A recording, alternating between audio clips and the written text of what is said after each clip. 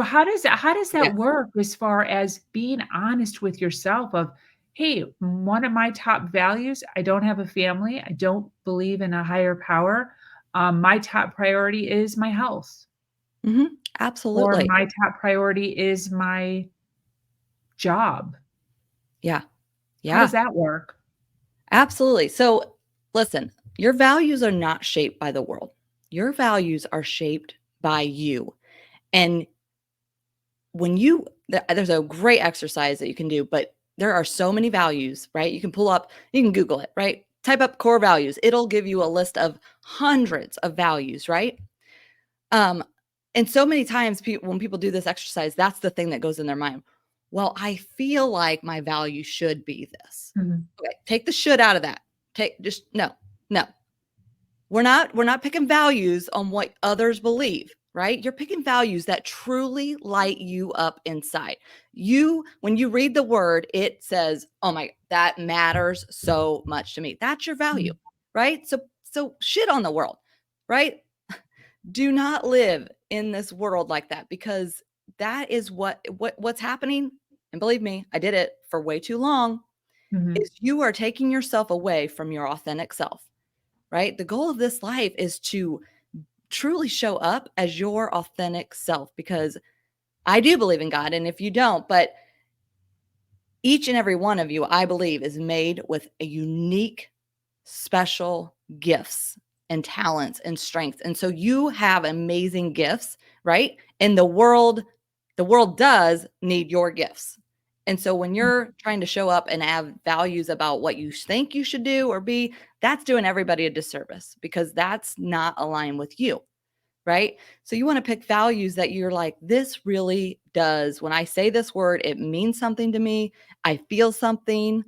Like a value of mine, I have five. A value of mine is growth. I am a person who loves to learn and grow. So that's important to me. I want to always be growing and learning. I want to be surrounded like people like Sabrina and her nation and people that, these women I can tell are women who like to grow. So I'm going to put myself in places where growth is also important to other people, right? Connection is a value of mine. I thrive on connection. Like this, I've been looking forward to this all week because here's what I know. I got connected to Sabrina. Sabrina lives in Florida. I live in Indiana. Like we're both doing amazing things. And whoever is listening, I don't even know you. You're probably like Arizona, Phoenix. I don't know. But like that is, I think, is another thing that lights me up. Like that we're all in different places and seasons, but somehow the universe connected us together for a reason, mhm. for a purpose, right? So yeah, my advice is really to really dig in and take the shoulds away of what other people think and believe and really tap into what do you believe, right? Because when you start showing up as your authentic self, when you start showing up in this world, owning your values and not really giving a shit about what other people say, um, you are going to find that freedom. Like, Mhm. because you're too often, I know for me at least, I live my life in that people pleasing. That was the one barrier when I said before that I realized there was three barriers that were showing up that was keeping me stuck. The one was living in a stage of people pleasing. So I'm a contributor by nature. Like that's my gift. I love, love, love to help people. I love to contribute to other people's success. I was a cheerleader. I'm still a cheerleader. Like I love to be the world that's like, go Sabrina, go, you got this. Like I love to help people and further their journey, right? But I had to realize that I have to put limits on that.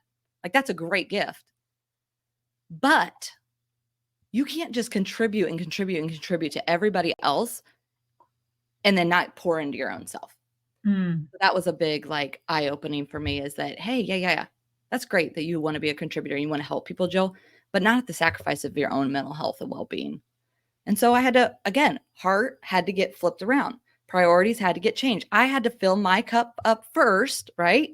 I always love that saying, you can't serve from an empty cup. I had to fill my cup up every day. That's why I created my morning routine.